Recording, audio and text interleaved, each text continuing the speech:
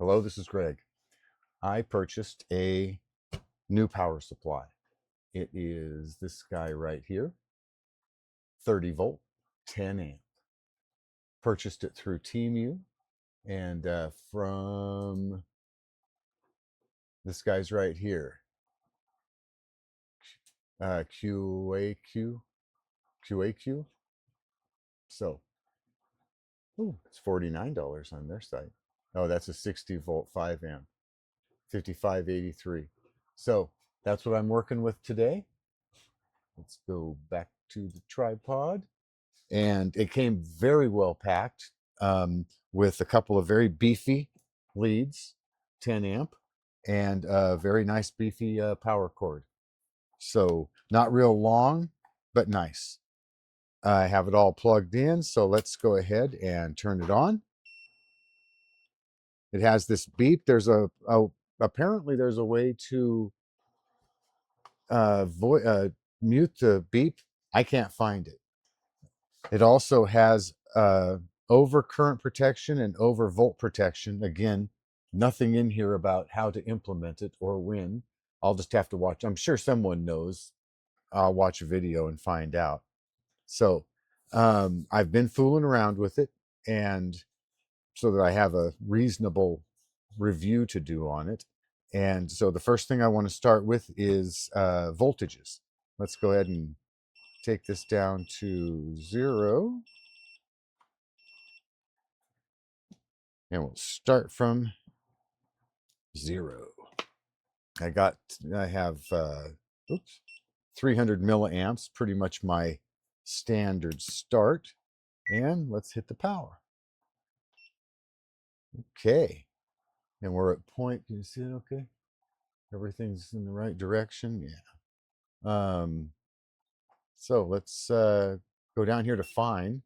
Let's see when this thing starts reading. Oh, look at that. Let's see, what was it at 0? At 0, it's about 9.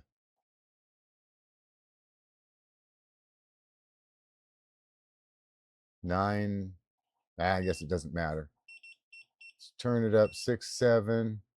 So around 8.008, start getting some readings. So yeah, it's got a real low output. Let's take it up to 100. Oh. 100 millivolts, and it's putting out 0.0950. So it's only off just a little bit before it'll pop up to the 1. See where it hits 1 at. About right there.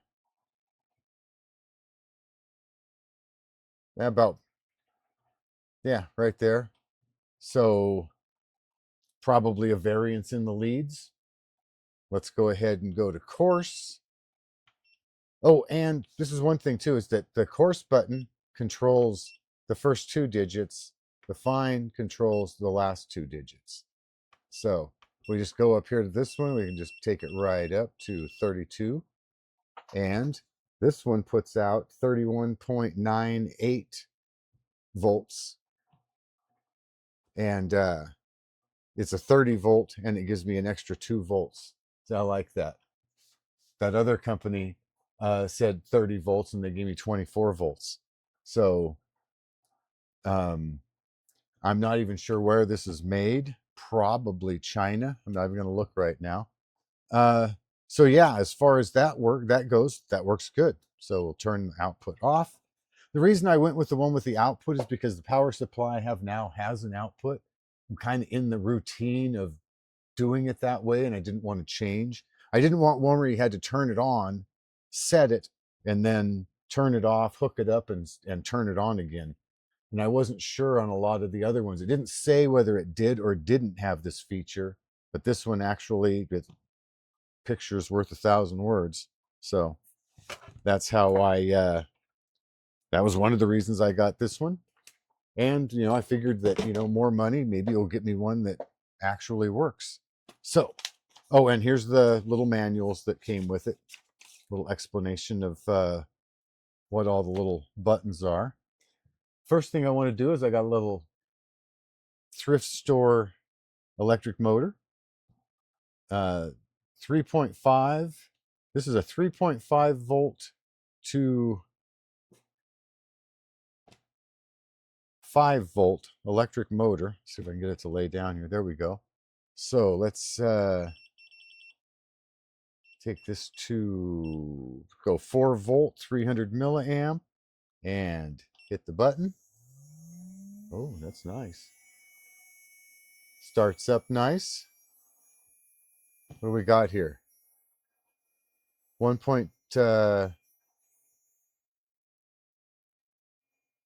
Yeah, probably 1.1 watts and 0.276 amp, 277 milliamps.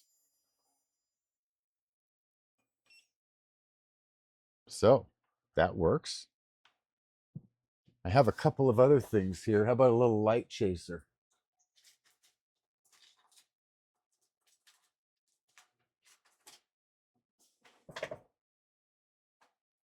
These are the type of things that I use it for, so these are the things I'm gonna show off here. Let's go to the overhead.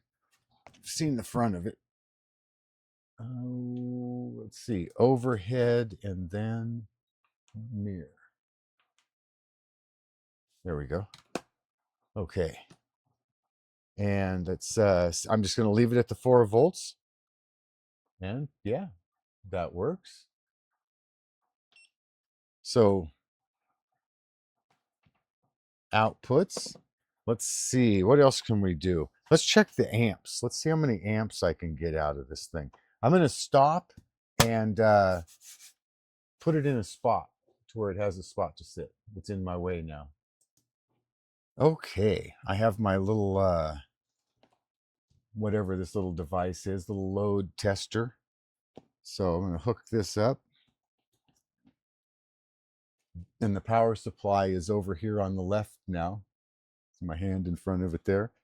I'm going to go ahead and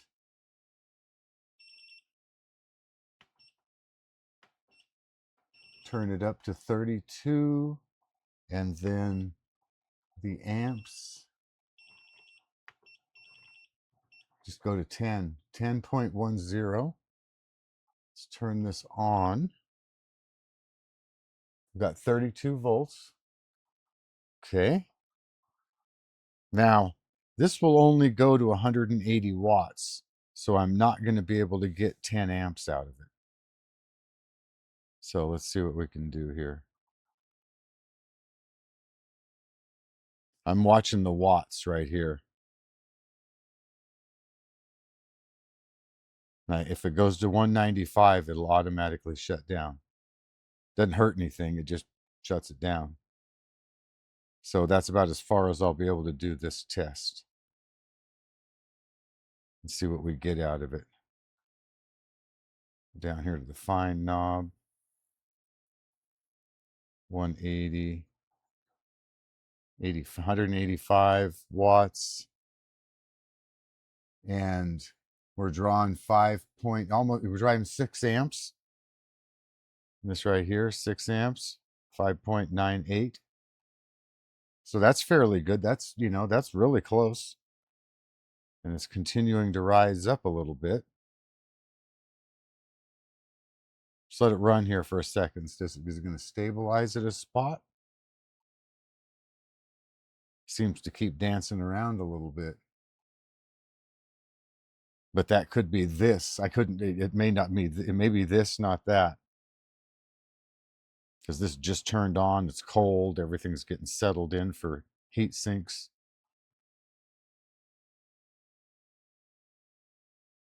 But that seems to be running it fairly smooth at that amperage. And we've got 191 on the watts, 192.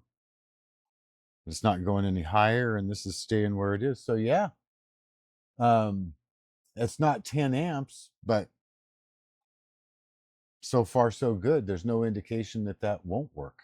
So, all right, now, yeah, that does good.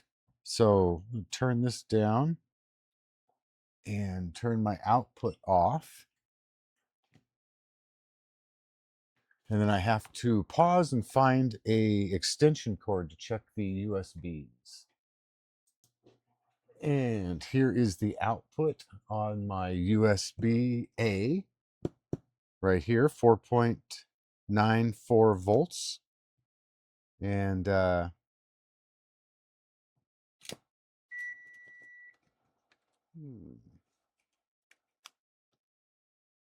yeah, and it has an output. I suppose that'd just be testing this. So I'm just going to unplug my USB-A, plug it in to a USB with a C thing on it, and voltage. So the other one, the USB-C, wasn't functioning. So excellent. So this one works. This seems to be very this seems to be good. It works for my purposes. So I hope this helps somebody somewhere do something, make a decision on whether you want something like this or not. Thanks for watching. Have a great day.